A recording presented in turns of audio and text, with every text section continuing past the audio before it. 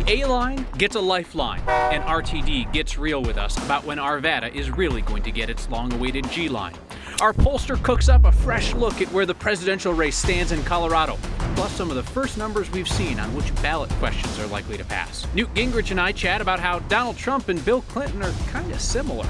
And now that the Buffs don't stink anymore, there's some stuff that the coach would really like people to stop yelling.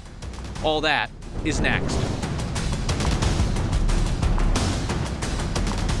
The A-line train to the airport has another 3 months to get its act together. The deal announced today is a reprieve from federal regulators who could have just shut down RTD's troubled project this weekend. Steve Steger begins our coverage of this significant development with a familiar question for RTD. Nate, hello. Is the A-line working today? Is the A-line working today? It's working every day. But it's working well today, 100%. Nate Curry, the spokesman for RTD, has reason to be spunky today. RTD got some good news. Not good news like they're all in the clear, but good news like they have a longer deadline to fix things, mainly the problems that are causing those guards to stand by everywhere the train crosses a road. The feds gave them until early next year to fix those problems that have been plaguing the line since it launched on April 22nd. Is this a technical glitch or is this a management glitch for RTD? It's much more of a technical glitch than anything. I think it's important for viewers to remember this is the first time ever in history that we've built anything like this with this safety system in place. The A-line was the first ever built with a system like that. The B-line, the second. The G-line from Arvada and Wheat Ridge to Union Station would have been the third. It was supposed to launch in the fall, but is now on an indefinite hold until they get all the problems figured out with the A and B line. We're not going to get hung up on dates anymore because that's tripped us up as far as expectations and pressure to, I think, get things open when we needed to hold off. Is that what tripped you up on the A-line? No. We were confident and it was ready to go. It's just we noticed that when we set a date, we disappoint people if it's not hit. So that's why we've said fall this whole time with G. And of course, there is that possibility it pushes to next year as well. A lot of you want to know about those annoying train horns. They'll keep blowing for now. Curry says they have to get the crossings figured out first before they can work on the horns, but they want to do that soon. Only 20% of the A-line runs through residential areas. 80% of the G-line does, so if they could start that off without those annoying horns, that would be nice. Just one long horn all the way out to Arvada. Yeah, that would be no good. All right, we wish them the best, and we'll check in frequently. Hey, don't look now, but Donald Trump might make a race of it in Colorado. We're breaking the seal on a fresh poll from the University of Denver showing Trump in a dead heat with Hillary Clinton in Colorado. That poll also gives us a rare look at which ballot questions are most likely to pass. So get after it, Brandon Ritterman, get after it. Put Donald Trump and Hillary Clinton head-to-head in Colorado, and it's a statistical tie. Clinton has a 1-point lead inside the margin of error. Put him in a four-way race against minor party candidates, and it's a dead tie, 39-39. You can slice it differently, since a lot of folks already voted. They broke for Clinton, 45-38. But people still waiting to turn in a ballot break for Trump, 45-37. Floyd Cerulli did that poll, and I guess the big question is, have the have-not voteds actually made plans to go vote? That is the key question. Trump is winning them by about 8 points, and if they vote, this is a tie race right now. All right. Floyd also asked about the ballot questions, and we've had precious little information about how they're doing. 5 of them seem to be winning, according to the poll. Raising the minimum wage gradually to $12 an hour, raise the bar, which makes it harder to amend the Constitution, prescription-assisted suicides over 60%. So is the open presidential primary question, and the prop to open all the other primaries is passing, but by a lower margin. What's losing? Colorado Care, the state universal health plan paid for with new income taxes. And the poll did have one tie, the new tobacco taxes, polling 48-48. Each of our political analysts now gets 30 seconds to tell us what surprised them out of today's polling. From Cerulli's poll that I just got a glimpse at, which is really, really interesting. It shows a lot of interesting trends in Colorado. I think the most surprising thing is that the backers of Amendment 71, otherwise known as Raise the Bar, which would make it much more difficult for regular, ordinary citizens to add amendments to the Colorado Constitution, isn't even breaking the 55% that campaign would require future amendments to break in order to qualify. That is to say, they're at 53% right now. They're requiring everybody in the future to get above 55. These folks aren't even meeting their own standard. I think that's pretty strange. I think there were two really surprising things in the poll that we saw today.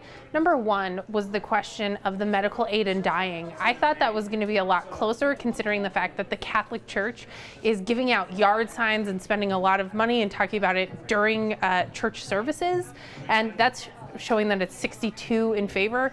Also, I was expecting that Amendment 69, so statewide socialized medicine, would actually be doing worse, even though it's only doing little less than a quarter. If you are sick of political flyers clogging up your mailbox, pity the men and women who have to carry them to your door. Stupid mailers are always on that heavy cardstock too. Postal Service in Colorado tweeted that its carriers have delivered more than 19.5 million political ads to our doors this year. Just like negative ads on TV, if political mail didn't work, then they would stop doing it. But you got to think that's a lot of cardstock, a lot of ink, and a lot of sore backs. Here's your daily early voting summary, which again is not a conspiracy or an attempt to suppress voter turnout. It is a totally normal measure of political momentum that we all share each year. Democrats' advantage has narrowed, but they are well ahead of where they were in the last two major election years. We did the math, so you don't have to. Of the ballots in so far, 37% are from registered Democrats, 35% from Republicans, 26% from unaffiliated voters. And again, when you look at these numbers, remember, this is not how people voted, but the turnout gives us a solid idea of how the election is shaping up. Republicans are already talking about impeaching Hillary Clinton, and she hasn't even been elected yet. Former Speaker of the House Newt Gingrich led the charge to impeach Clinton's husband before Gingrich left Congress. We talked about that today when he stopped by next. Secretary Clinton has had a series of revelations, each of which weighs like an anchor, carrying her campaign, I think, into deeper and deeper trouble. We've heard from Republicans like Wisconsin Senator Ron Johnson, who have suggested already prior to Election Day that if Hillary Clinton is elected, she should be impeached. Is that what Republicans should be talking about right now, and is that a serious suggestion? Well, I think it's a serious suggestion that she will have to be investigated no matter what, because the allegations, the information, is so much corruption from so many different directions that you can't just shove it under the rug. Remember, Richard Nixon carried 49 states and got 60.8% of the vote and left office 18 months later. So winning the election, if in fact you've done things that are illegal, doesn't protect you from the consequence of having broken the law. In a bit, Gingrich and I will discuss whether it's fair for Donald Trump to impugn Colorado's voting process without any proof of widespread fraud. And we'll talk about one similarity between Trump and Bill Clinton. As another for-profit school in Colorado goes under, more students are scrambling to find a new path to their career. Heritage College was filled with students who just want to work in dental hygiene, skincare, blood work. I'm fresh out of high school. I graduated in May, and right when I was going to be somebody, now I felt like I'm nobody now. Like, it just hurts because I wanted to make a difference. I remember these are dreams that go under with these schools. Heritage College is owned by Weston Educational, run by Earl Weston, car dealer up in Fort Collins. He said that Heritage closed because of declining enrollment. The state's currently working to find another school to accommodate those students. We are beginning November, the last month of the year in which Denver sends out sweepers to collect cash from your pocket and whisk it away into city coffers. Love, love, love that so many Denverites do a good deed to warn their neighbors and visitors about street sweeping days. You see the homemade signs stuck up all over town. You know, reminder, street sweeping today. No parking this side of the street. Don't want you to get a ticket. Those tickets aren't cheap. Your humble host managed to get 2 in one day due to his outright stupidity. You know what sound a street sweeper makes? Ka-ching! Denver says so far this year the city has issued nearly 107,000 street sweeping tickets, an average of 17,800 a month. Denver has banked $4.5 million on the money that Denver owes the city, or the city drivers owe the city. But get this, the tickets that Denver has issued are only $5.3 million. The city really rakes it in when we all forget to pay the tickets, $2 million in late fees so far this year.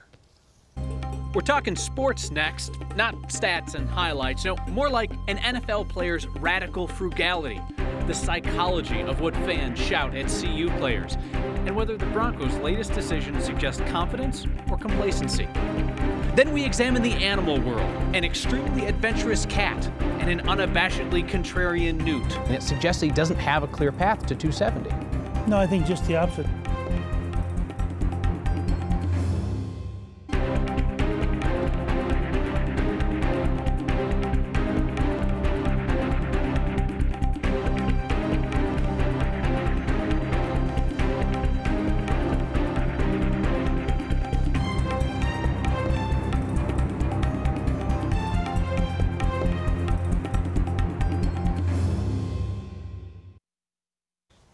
The Broncos passed yesterday's trade deadline without making any significant trades. So, tell us, Mike Kliss, is that confidence? Is that complacency?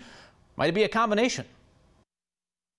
Well, it's definitely not complacency. I would say it leans toward confidence, although the Broncos did make a trading deadline move last week when they picked up the tight end named A.J. Derby. He's going to be a receiver-type tight end that they hope bolsters their passing game. The Broncos did poke around for a defensive lineman. They might have poked around for a running back. But really, the prices are usually too steep in the NFL this time of year. There's only a couple of moves made. New England made a big one with Jamie Collins. Last year, John Elway made one with Vernon Davis. And that didn't turn out because players have a tough time coming into a new team with a new playbook and a new system in mid-season and contributing the end of the year. So that's why you don't see trades in the NFL like you do in baseball. The Broncos do think they have a roster that's capable of making a run for the Super Bowl. I still think the key is going to be if they play that AFC Championship game here in Denver rather than on the road in New England. I have another recommendation for you. Something interesting that is not our own work, but is definitely worth your time. You know, some NFL players live large with their big money. They get the attention, the glitz, the glamour. We want to highlight the Detroit Lions' Glover Quinn, and ESPN's article on how Quinn chooses to live. On 30% of his take-home pay, he invests the rest in publicly traded companies. It means that his family lived on about $72,000 a year for the first 3 years of his career in the NFL. Understand that that is good money, but imagine the temptation to spend all the rest. Quinn thinks that in 5 years, he can make his NFL earnings up in investments. Smart guy, smart article, and we have a link on the next Facebook page. The rise is real. CU's football team is having a stellar season, ranked in the top 25, bowl eligible for the first time in nearly a decade. And head coach Mike McIntyre and his players are hearing some new things being yelled from the stands this year. And they've heard themselves called bums on the field. They've heard them yelled at, and I'm saying they're not bums. They're not losers. You know, they're awesome people. We're going to show you. And that's kind of what this is about. We're kind of showing everybody what the human spirit really is. Buffs play again tomorrow night against UCLA. Games at 7 at Folsom Field in Boulder. If you're not going or you're going to watch on TV, you can conveniently tune in right after next. Next, the cat with more Instagram followers than either of us, because its life is more interesting than either of ours. It just kind of came naturally since we met her on a trail. And we'll ask one of Donald Trump's biggest supporters if it's cool for Trump to trash Colorado's voting system without any proof it's broken. If you're hiking in Colorado's mountains, beware of big cats and one small one. That cat's name is Quandary Q Lotus Lady.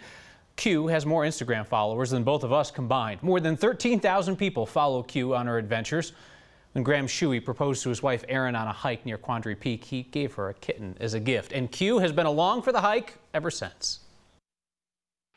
She kind of reminds you to slow down and take your hike at a different pace instead of just like rushing to the summit. She kind of reminds you to slow down, look at different things. Like, she kind of draws your attention to things you would never look at otherwise. Like, she is pretty Colorado. Very Colorado. Erin says they hope Q's story might liberate a few other house cats from more tedious lives.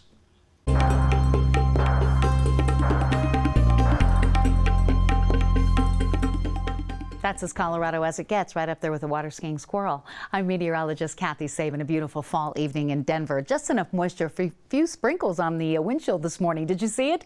The rainbow visible over southern sections of the metro area. Big, beautiful rainbow. And way up high, beautiful snowfall. Down here, temperatures cooler than average along the Front Range for many areas. Out at DIA, right about where we should be for this time of year. This will be the coolest day of the week as we kick off another warming trend. Not great news for ski resorts making snow and trying to keep it on the ground. And so many of our furry friends enjoying the wintry weather in fall. We'll take that moisture in any form that we can get it at this point. Right now, the storm I'm tracking is in Arizona. It's due to lift northward over the next 48 hours and will bring the chance for showers as we move into Saturday. A little bit of mountain snow, but between now and the weekend, high and dry we go again. We've got sunshine for the next couple of days with temperatures in the 60s. Cool night tonight with clear skies. Will drop into the mid-30s, down near freezing for many areas, especially in Weld County. Tomorrow, close to 70 again, sunny, breezy, and warm. The weekend storm offers a 20% chance of much-needed rain on Saturday. Then temperatures warm again on Sunday.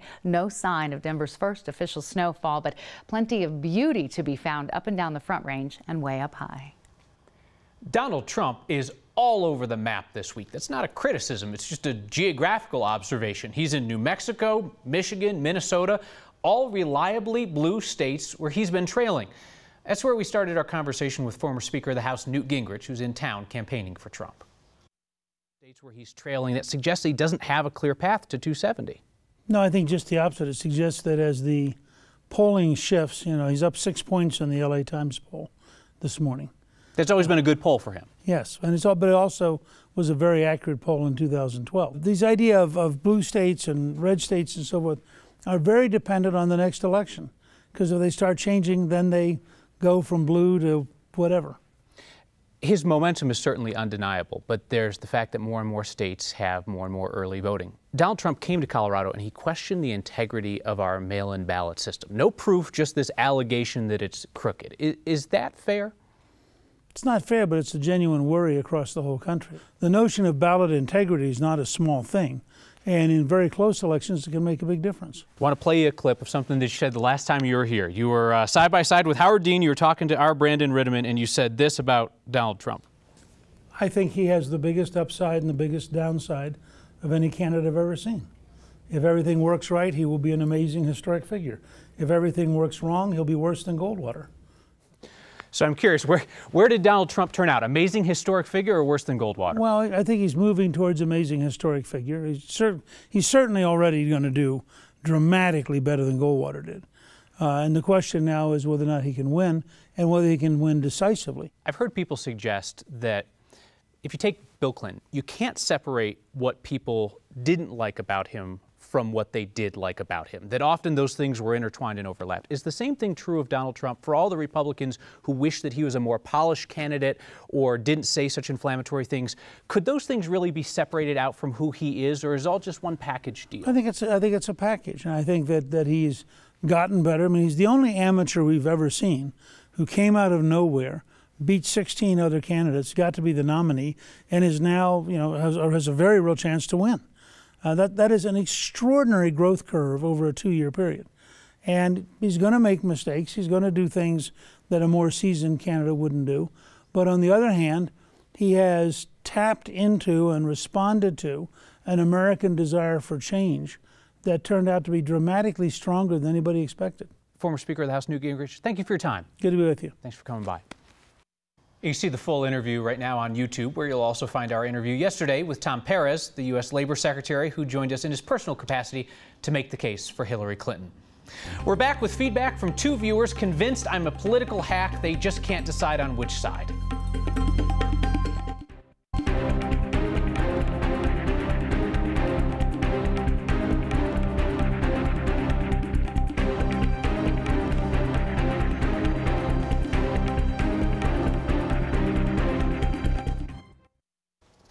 Feedback now on political coverage. Richard says we need to stop veering left, though he appreciates that we're trying to avoid blatant partisanship. Trey Murray, what is up with that ridiculous pocket square and those red shoes? Are you pledging allegiance to the Red Party? Please let me know so I can change the channel. Trey, I've got blue suede shoes too. Green for the Green Party. Don't know what libertarian shoes look like. We'll find out next time.